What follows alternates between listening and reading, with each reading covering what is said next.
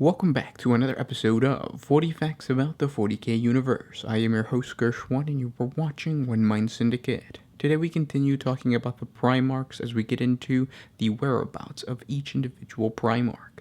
If you're new to the channel, subscribe. We post Warhammer 40K lore videos every single day, and don't forget to hit the little bell notification icon to let you stay updated. If you enjoy our content, thank our patrons on Patreon. It's because of them that we can do this. Link in the description if you guys want to support us. But with that said, let's get into 40 facts on the whereabouts of each Primarch. Lion L. Johnson, known as the Lion, was the Primarch of the 1st Legion of Space Marines, the Dark Angels. Following the events of the Horus Heresy, Johnson and his crusading fleet returned to his homeworld of Caliban. Inexplicably, they were fired upon by their own Dark Angel forces garrisoned there, under the command of his once trusted mentor and surrogate father, Luther, who had been entrusted with the custodianship of Caliban in the Lion's absence. L. Johnson then led his forces to the surface and assaulted the Order's Fortress Monastery, where he confronted Luther in single combat. Luther, transformed into a Chaos Champion by the powers of Chaos, was now evenly matched in strength with the enraged Primarch. During his duel with Luther on Caliban, Lion L. Johnson suffered a severe psychic blow, which left him mortally wounded. He was then briefly pulled into a raging warp vortex. Luther survived the contest, but proved mentally unhinged and was taken prisoner by the Dark Angels. He was placed into a stasis cell deep within the bowels of the rock to contemplate his crimes against the chapter's Primarch. His continued existence a secret known only to each successive Supreme Grand Master of the Dark Angels, whose cell can only be accessed through the use of Swords of Secrets, the chapter's artifact, which is the mark of the Supreme Grand Master's office. The Lion, who had been briefly spirited away in the warp during the destruction of Caliban, eventually emerged and was taken into a hidden and unreachable chamber deep within the heart of the rock by the Watchers in the dark, and placed into stasis to keep him alive. This is a secret known only to the Emperor of Mankind himself, who despite his living death, still sees all upon the Golden Throne. Even the Supreme Grand Master of the chapter is not privy to this last and greatest secret of the Dark Angels. Some amongst the Dark Angels whisper that one day the Lion will return to lead one final crusade intended to achieve the Dark Angels' greatest victory for mankind, and finally bring justice and redemption to the remaining fallen angels.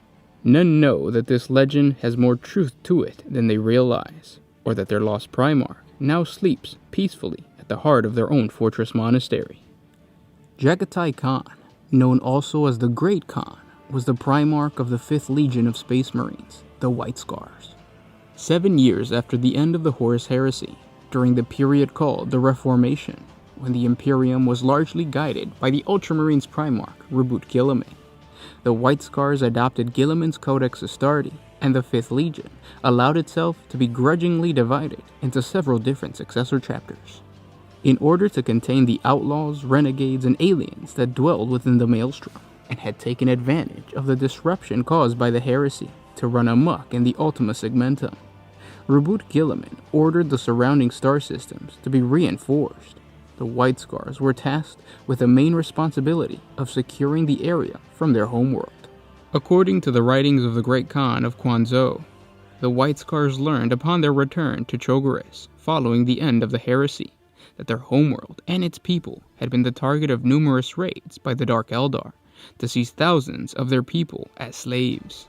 Jagatai swore many oaths against the Eldar because of this crime, and fought them in many battles until peace had largely been restored amongst the Imperial worlds that were adjacent to the Maelstrom.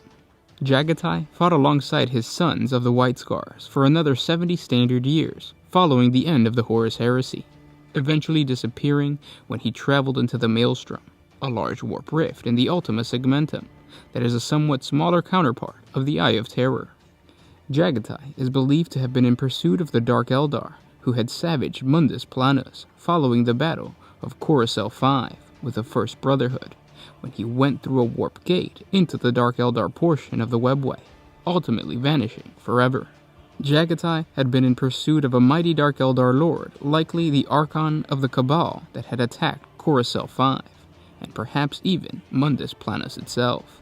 None can say what befell the Primarch, if he was lost in the war, or if he was slain or captured at the hands of an alien warlord. But the White Scars believe he still hunts across the galaxy, and beyond, in pursuit of his greatest foes. The White Scars believe he is still alive somewhere within the webway, and will one day return to the chapter in the time of great need.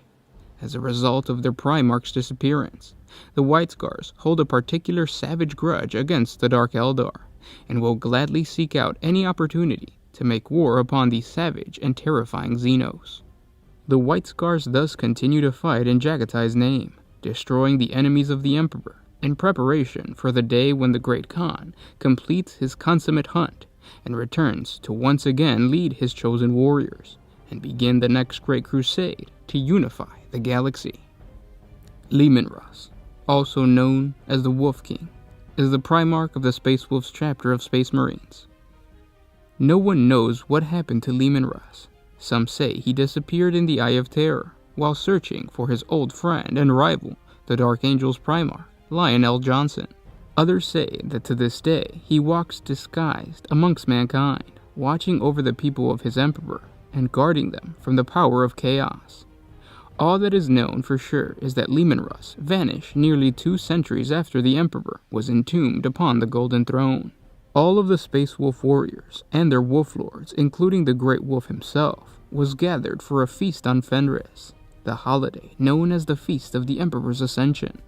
It commemorated the day the Emperor defeated Horus and ascended back into the Immaterium after being entombed upon the Golden Throne. On this occasion, Leman Russ quieted the great hall of his warriors to speak, but then froze in place as his eyes glazed over as if seeing a vision.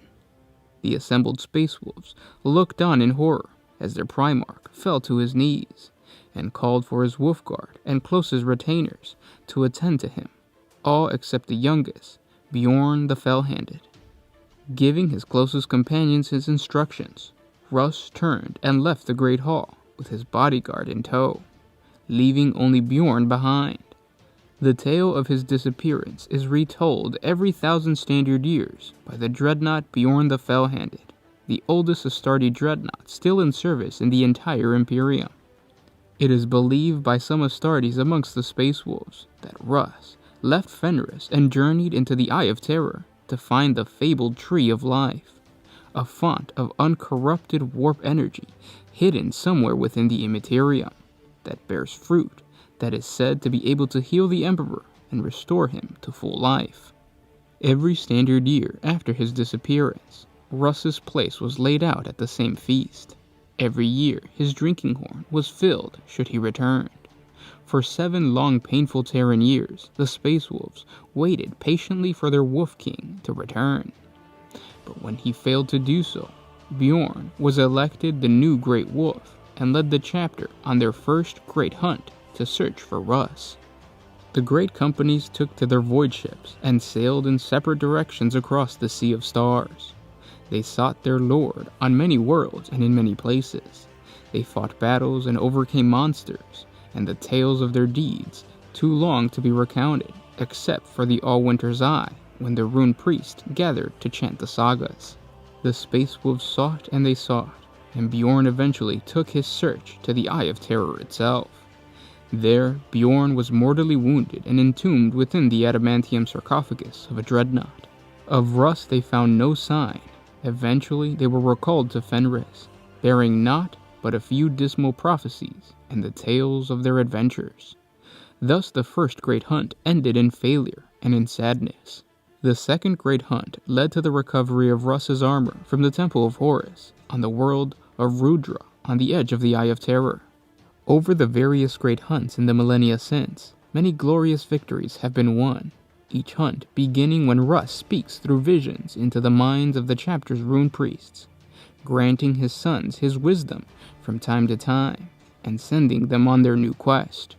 None have succeeded in the final goal of recovering their Gene Father, but Russ has assured his sons with his final words that he will return to them in the time of the final battle of the Imperium against the forces of chaos, a period he called the Wolf Time. Many Space Wolves believe that time will soon be upon them. as many forces, all seeking the destruction of mankind, begin their final assault upon humanity. Rogeldorn, known as the Vigilant, was the Primarch of the Imperial 5th Space Marine Legion. It is generally believed that Dorn fell in battle against the forces of Chaos, while resisting a large Chaos fleet during the First Black Crusade, one of the periodic and devastating incursions by the traitor legions from their hellish sanctuary worlds within the Eye of Terror. Commanded by the return of Abaddon the Despoiler, the Chaos fleet vastly outnumbered the Imperial force.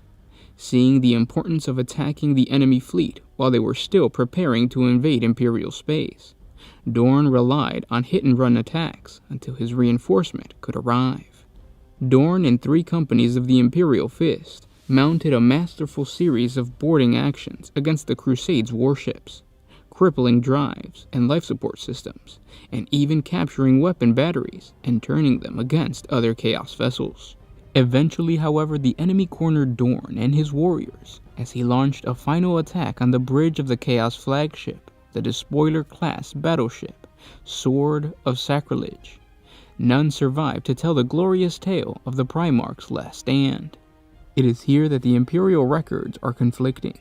One account states that the chapter's chief librarian found his Primarch's body on the bridge in a chilling reprise of Dorn's discovery of the wounded Emperor, and bore him away before the stricken flagship escaped back to the infernal depths of the Eye of Terror. A much older account states that the only trace of the missing Primarch uncovered by the Imperial Fist's subsequent search was a single fist. Dorn's skeletal hand was returned to the Phalanx, where over the years it has been scrimshawed, the bones intricately engraved with the heraldry of all the Imperial Fist chapter's previous chapter masters. Only the current Imperial Fist chapter master has the right to engrave his name upon the bones. Even with minuscule scripts, 10,000 standard years of history have left the bones covered with names, giving a list of the Imperium's greatest heroes. Each bone corresponds to former commanders of the chapter. For instance, the left hand, first metacarpal, contains the name of the chapter master, Brownwyn Albermord, Maximum Thane, Kalman Flodsbog, and many others, while the first phalanx of the thumb bears the name Ambrosian Spactor, and so forth. The Hand of Dorn is the Imperial Fist holiest icon, and it serves as a reminder of sacrifice and commitment. So it was that throughout the Imperial Fist history, from the Orc onslaught of the 32nd millennia to the 13th Black Crusade, they have drawn inspiration from their Primarch's remains, and resolved to defeat their foes or die in the attempt. Whether the fist actually belongs to Rogeldorn or his remains lie elsewhere, it is unknown. It is even possible that Dorn survived the assault upon the Sword of Sacrilege. Whatever his fate, its truth is known only by the Emperor at present. Sanguinius, also known as the Great Angel and the brightest one during his lifetime, was the Primarch of the Blood Angels Legion. During the Battle of Terra, Sanguinius was the first to confront his brother Horus. In evil cunning, the War Master offered Sanguinius one final chance to renounce the Emperor, to join with Horus in the inevitable victory of the forces of Chaos. Yet the Primarch of the Blood Angels held true and refused. Rejected, Horus flew into a rage and attacked. Although bearing the wounds of his earlier actions, and knowing it would almost certainly spell his doom, Sanguinius immediately attacked the corrupted War Master. Horus took the life of his once beloved brother. The body of Sanguinius was taken by the Imperial forces as they retreated from Horus's crippled flagship back to Terra. His body was then borne away by the Blood Angels to their homeworld of Baal, where he was buried deep within the vast tomb beneath the Blood Angels' main chapel. The doors to his tomb were topped with massive angelic effigies in honor of their fallen Primarch. Today, nearly 10 millennia later, Sanguinius is one of the most venerated of all the Loyalist Primarchs by the teeming masses of the Imperium. He is commonly held in the highest honor due to his noble sacrifice, which allowed the beloved Emperor to defeat the arch-traitor Horus. The name Sanguinius is cherished throughout the Imperium by the common citizenry. chapels devoted to Sanguinius have been erected alongside the temples dedicated to the Emperor.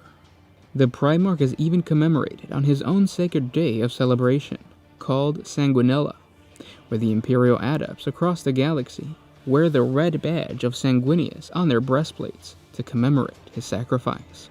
Ferrus Manus, also known as the Gorgon, was the Primarch of the Iron Hand Space Marine Legion. After Horus's announced betrayal, Ferrus gratefully received the Emperor's order through his brother Rogel Dorn to confront Horus and his lieutenants on the world of Isvan V. This is where Ferrus Manus met Fulgrim in battle. The two Primarchs traded terrible blows, wounding one another deeply during the fierce struggle. As Ferrus pushed himself to his feet and staggered towards the wounded Fulgrim, he cried out as he brought the flaming blade towards his brother's neck. But Fulgrim lashed out as he drew the single-edged, demonically possessed sword he had taken from Lair Temple, and blocked the descending weapon. With the powers of chaos streaming from the blade, diabolical strength flooded Fulgrim's limbs as he pushed against the power of Ferrus Manus, feeling his brother's surprise at his resistance.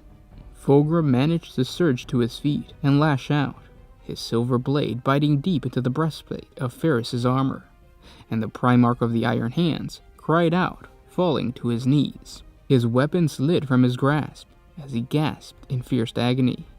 As Fulgrim raised the silver sword in preparation for delivering the death blow to Ferrus Manus, he found that he did not possess the fortitude to deliver the killing blow.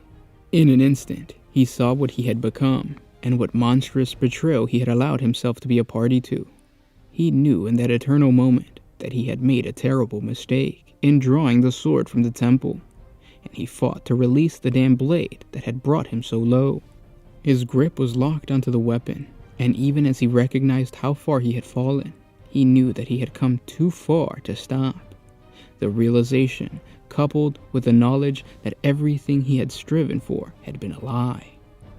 As though moving in slow motion, Fulgrim saw Ferrus Manus reaching for his fallen sword, his fingers closing around the wired grip, the flame leaping once more to the blade at its creator's touch. Fulgrim's blade seemed to move with a life of its own as he swung the blade of his own volition. Fulgrim tried desperately to pull the blow, but his muscles were no longer in control. The demonic blade sliced through the genetically enhanced flesh and bone of one of the Emperor's sons. The Iron Hand's Primarch fell to the ground, his head decapitated. Ferrus Manus was dead by his brother's own hands, and his legion was never given the chance to recover his body.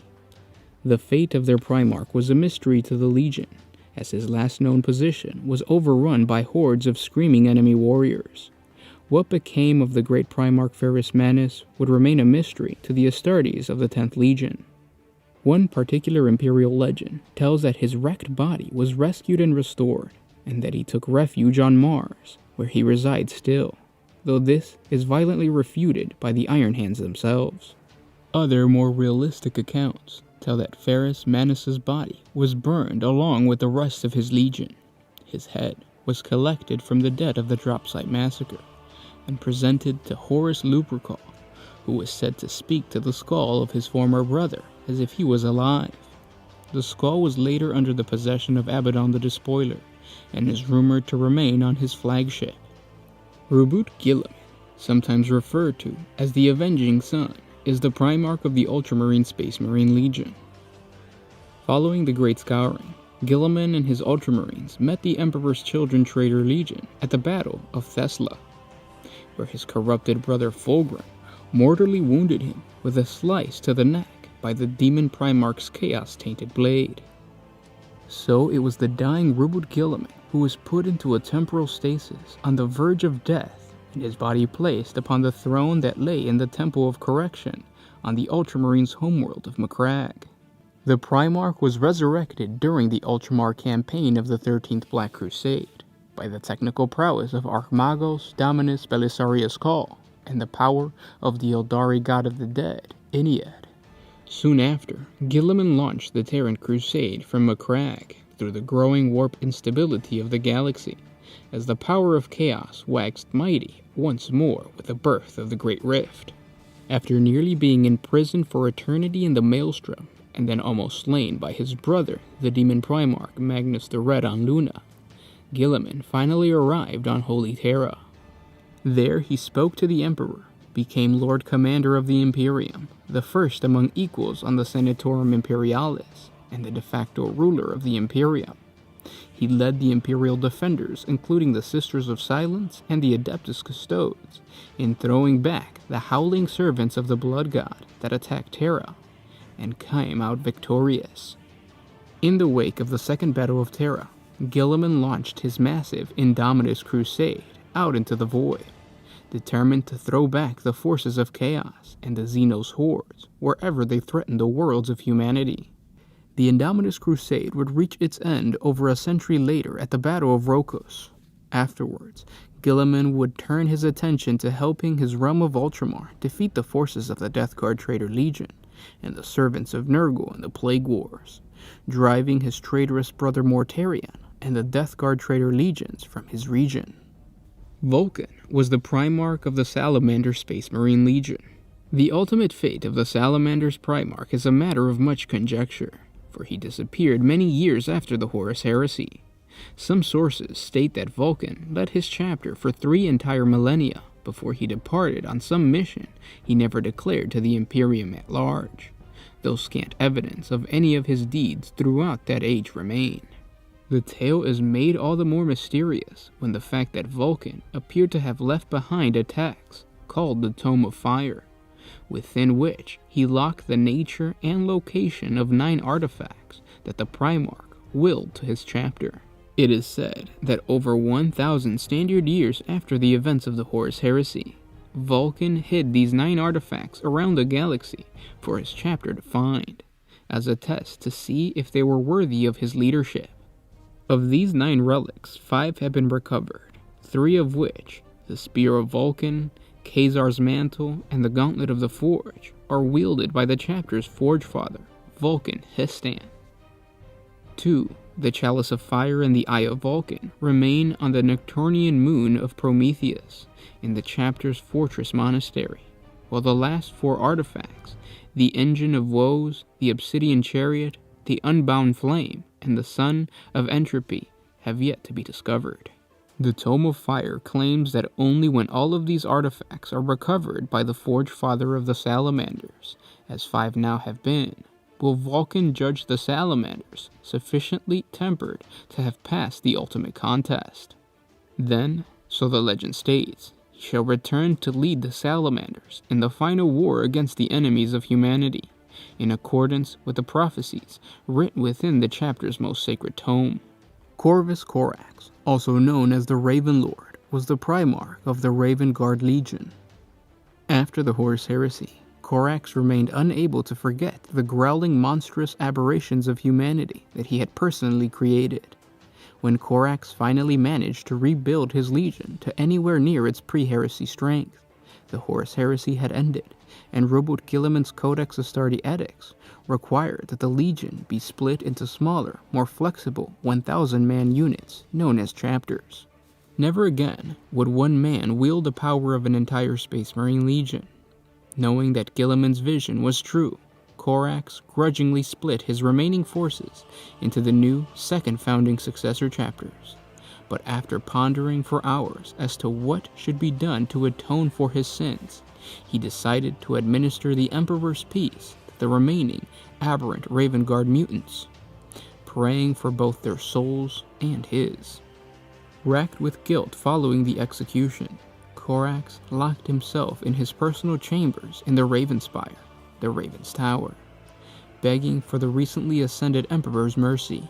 Nobody knows if Corax received the absolution he prayed for, but a year to the day after he had locked himself into the Raven Spire, he left the tower and the world of deliverance itself on a course toward the Eye of Terror, never to be seen again. His last words were nevermore. Fulgrim was the Primarch of the Emperor's Children Traitor Legion. Following the Horus Heresy, Fulgrim was last seen in real space fighting Guilliman, the Primarch of the Ultramarines chapter, and its successors. During this great duel, Fulgrim proved too crafty and guileful, sliding Guilliman's throat with his toxic Chaos Sword that had nearly slain Horus himself without the intervention of the Chaos Gods to heal him. Guilliman was placed within a stasis field and returned to the Ultramarines' homeworld of Macragge, where his body became a focus of devotion of countless generations of Imperial pilgrims, while Fulgrim retreated into the Warp. Perhaps the greatest mystery surrounds the fate of the Primarch Fulgrim, for it appears that he disappeared entirely. Some say that the Dark Prince of Chaos granted him apotheosis, and he assumed the mantle of a demon Primarch. His mortal shape transformed into a serpentine form with 4 arms, very similar to the appearance of the Lair Xenos that Fulgrim and his legion had exterminated when he began his fall to chaos. There are those that claim that Fulgrim has retreated to some demon world of his own creation, and rules there still, overseeing such debased extremes of sensation and experiences as no mortal man can imagine. Some of those who revere Slaanesh regard this mythical place as the Holy of Holies, and spend entire lifetimes obsessively questing after it. To this day, many of the scattered surviving warbands of the Emperor's children and the agents of the Inquisition's Ordo Malleus seek the location of this world, but none have yet returned with that information. Perturabo, sometimes called the Lord of Iron, is the Primarch of the Iron Warriors Traitor Legion. After fleeing Terra along with the other traitor legions following Horus's death, Perturabo took the opportunity to take vengeance on the Imperial Fists with a specially designed trap on the world of Sebastus IV. The trap was known as the Eternal Fortress, a massive keep centered within 20 square miles of bunkers, towers, minefields, trenches, tank traps, and rebound that were intentionally shaped to look like an 8-pointed star of chaos. Upon hearing of the existence of this supposedly impregnable fortress by his legion's hated rivals, Rogel Dorn publicly declared that he would dig Perturabo out of his hole and bring him back to Terra in an iron cage. Rogel Dorn expected an honorable battle, but this was not to be, beginning by isolating the 4 companies of the Imperial Fist that arrived to do battle from their orbital support. Perturabo began to carefully divide his enemies and destroy them piece by piece. Some Imperial Fists managed to penetrate the defenses and reach the center of the Eternal Fortress, only to find there was no central keep, simply an open space watched by yet more defenses. The fortress was a decoy of no real value, surrounded by 20 miles of killing ground. By the 6th day of the siege, Imperial Fist Space Marines were fighting individually without support, using the bodies of their own battle brothers for cover. The siege of the Eternal Fortress, later referred to in Imperial histories simply as the Battle of the Iron Cage, lasted for a further 3 weeks.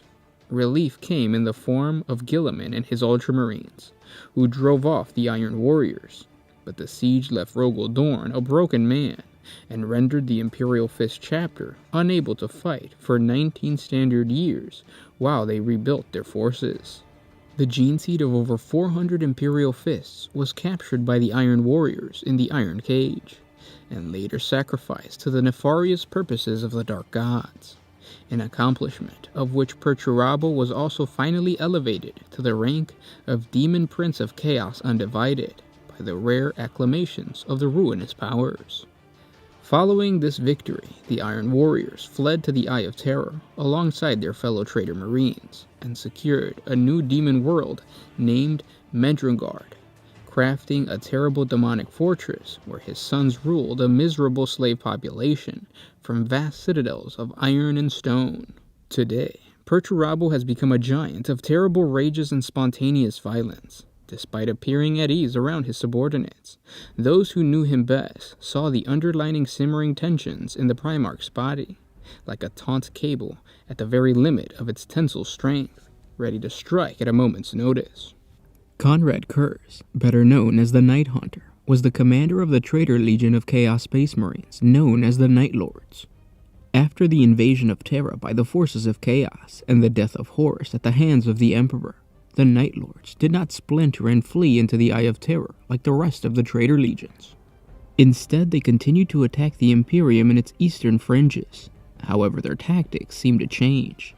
Betraying a self-destructive desperation, the Emperor himself, wishing to disband the Night Lords forever, dispatched half of the Calidus Temple of Assassins to terminate the renegade Primarch.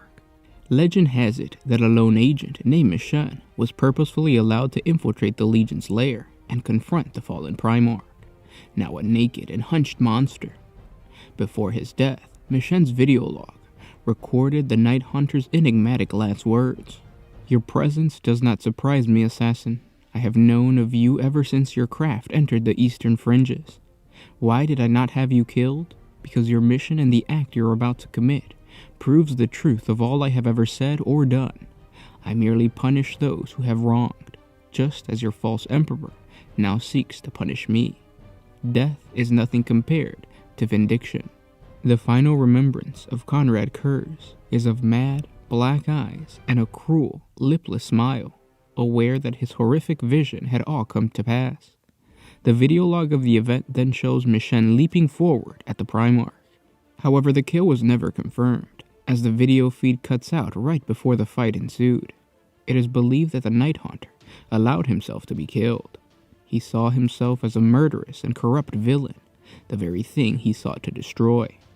Regardless, his final words are considered one of the greatest enigmas in the Imperium's history. Angron, sometimes called the Red Angel, is the Primarch of the World Eaters. Angron sightings in the Materium have been mercifully rare in the millennia after the Horus Heresy, since it appears that the Demon Primarch is busy either prosecuting his patron's wars with the other forces of chaos, or ruling his personal demon world within the Eye of Terror. There are, however, two well-documented occasions after the end of the Horus Heresy, when Angron himself led the Blood God's forces against the Imperium. In the mid-38th millennium, Angron and 50,000 Chaos Space Marines and troops, drawn from other forces of Chaos, slaughtered their way through a large swaths of Imperial space. For over 2 centuries, they took control of over 70 sectors. In response, a combined force of 4 Space Marine chapters, 2 Titan Legions, and more than 30 Imperial Guard regiments participated as part of a massive Imperial crusade to retake what the Imperium had lost to the Red Angel's assault.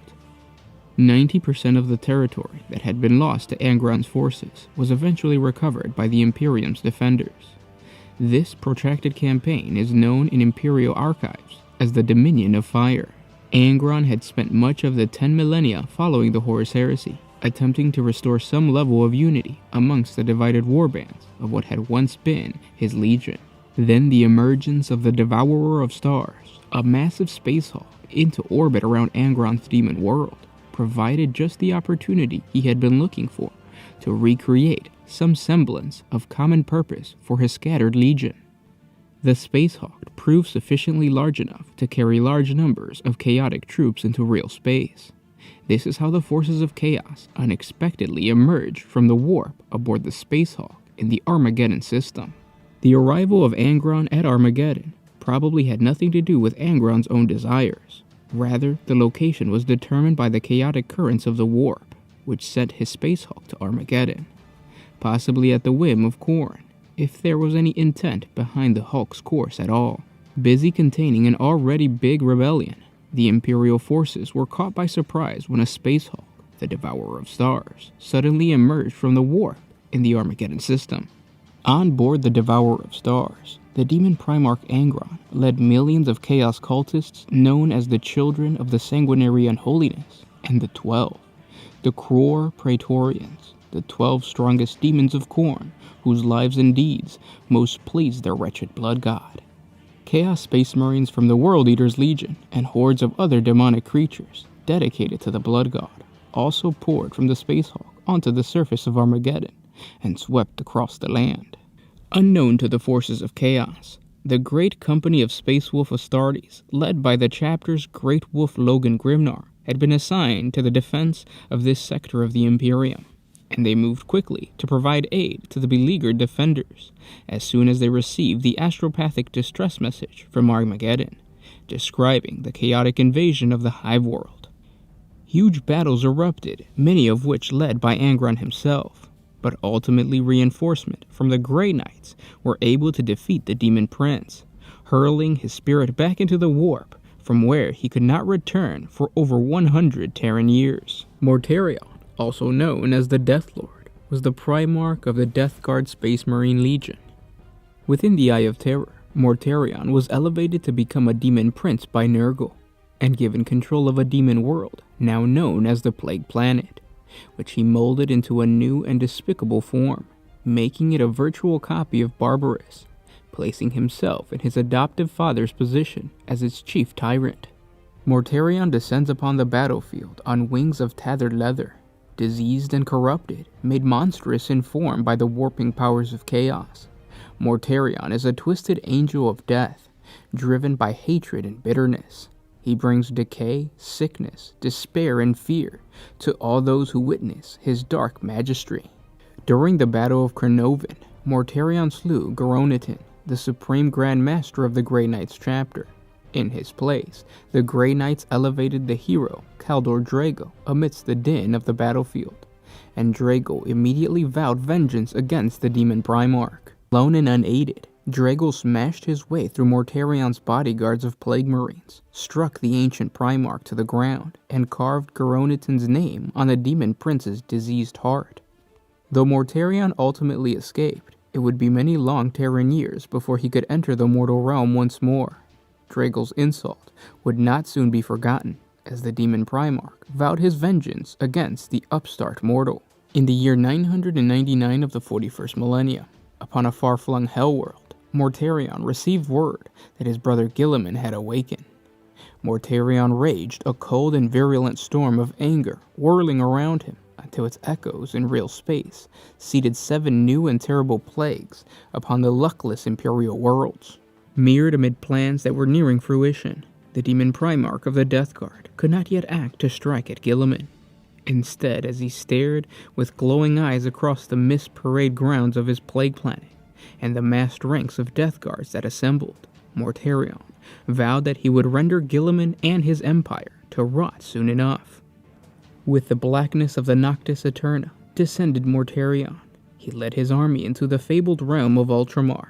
His meticulously planned 7-part campaign would bring untold ruination to all of Ultramar, while Guilliman was away on his crusade.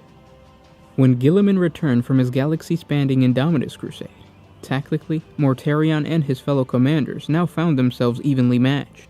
Their offensives blocked at every turn by the Ultramarines and their Primarch's precise counters. A new stage of the war began. Primarch met Primarch as Guilliman confronted Mortarion, the two brothers fighting to a deadlock before the Chaos forces mysteriously withdrew under cover of a virus bomb. And that was the last time Guilliman saw Mortarion.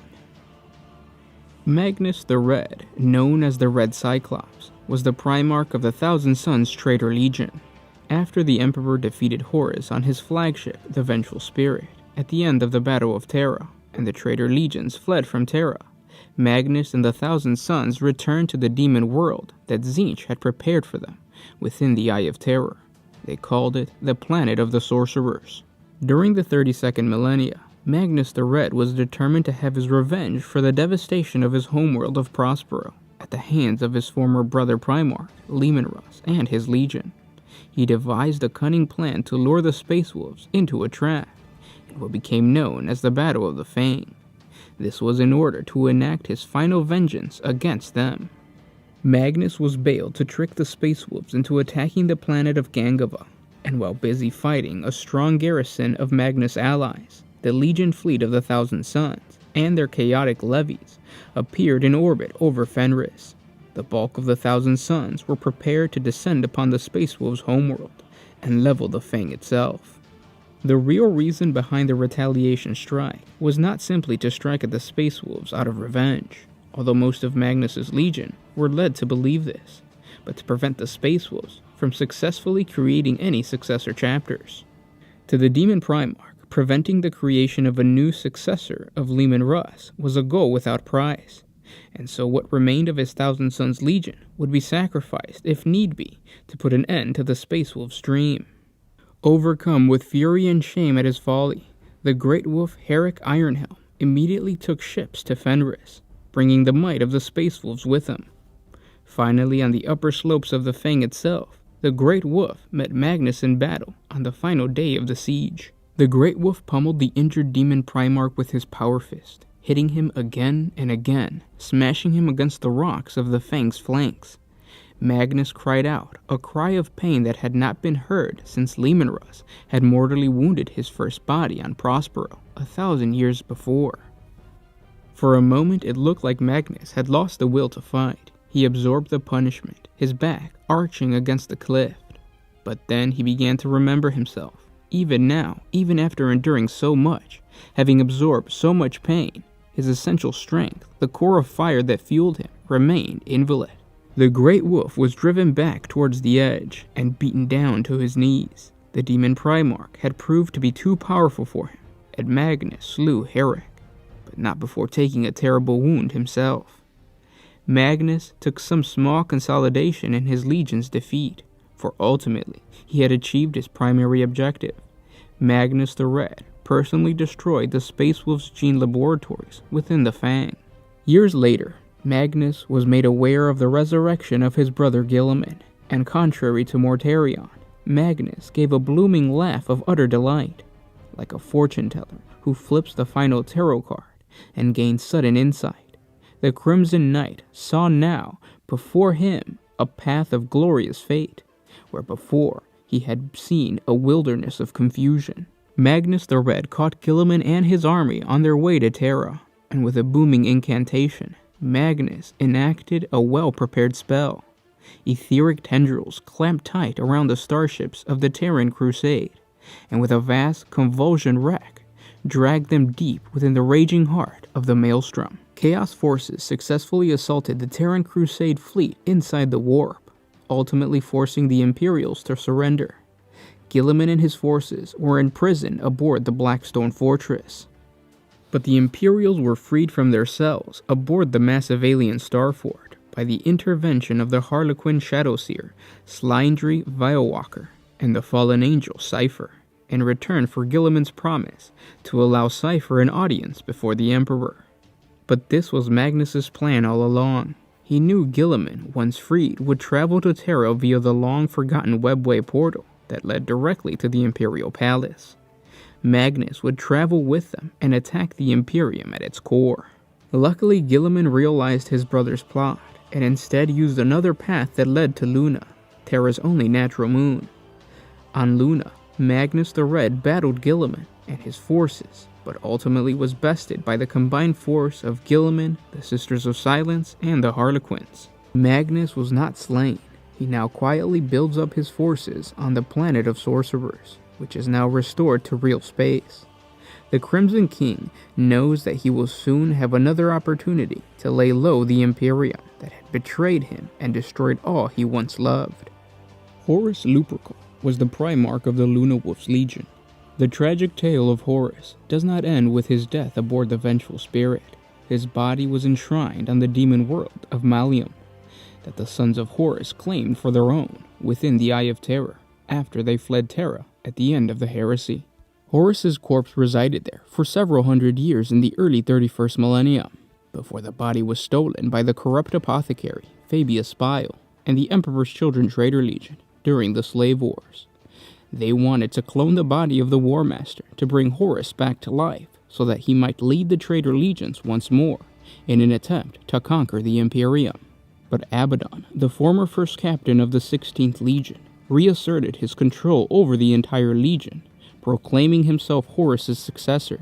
He led an assault upon the Emperor Children's fortress, and believing that the continued worship of their legion's dead Primarch had trapped the traitor legion and led them to the brink of destruction, Abaddon utterly destroyed Horus's corpse and claimed the War Master's power claw, the talon of Horus, as his own, as well as the title of War Master of Chaos. Lorgar Aurelian was the Primarch of the Word-Bearers Traitor Legion. Eventually, the atrocities committed by the Word-Bearers allowed for Lorgar's ascension to demonhood, becoming the equal of a god in the eyes of his legion. It is said that his birth scream, as a demon prince of chaos undivided, echoed across the Imperium with triumphant vindication. his faith and devotion to chaos rewarded with immortality and unbridled power. He has since isolated himself within the Templum Inficio of the demon world of Sikaris, where he has remained for thousands of years, forbidding anyone to interrupt his meditation, thus allowing the word-bearers to be taken over by a dark council of the Legion's most powerful dark apostles.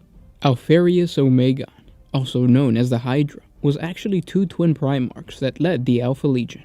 During the Horus Heresy, Alpharius Omegon appeared to be more interested in proving his own legion's worth by fighting the best of the Loyalist legions.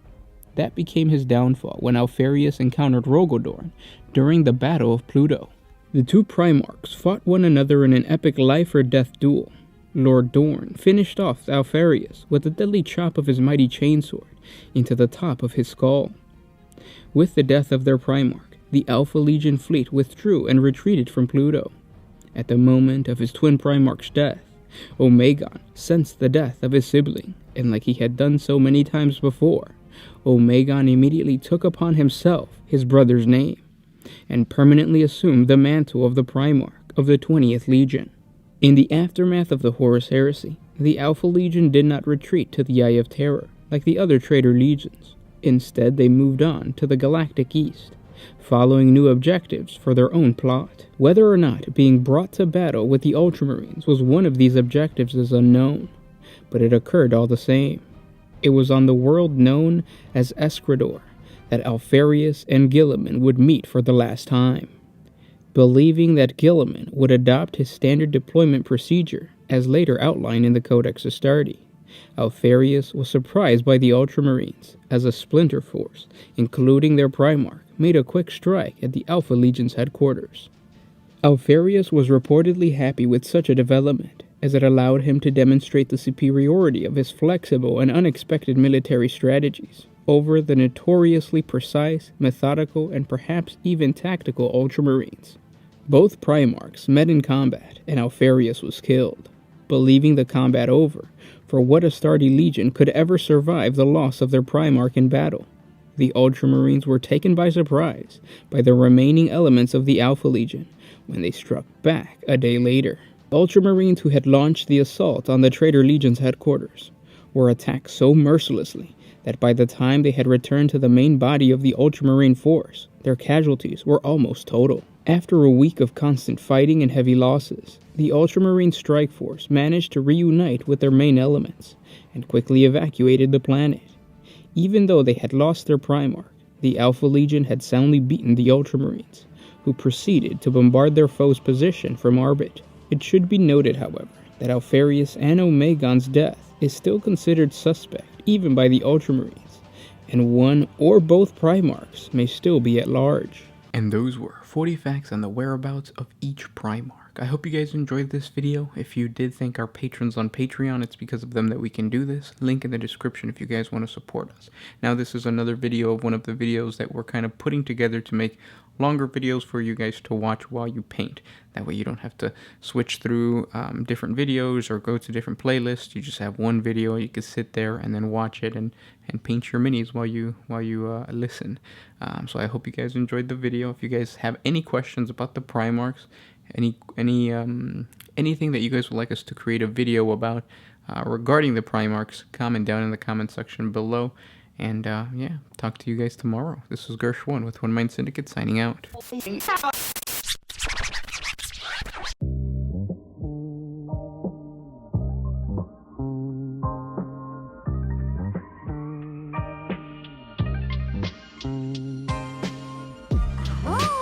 to put my freedom first in any situation.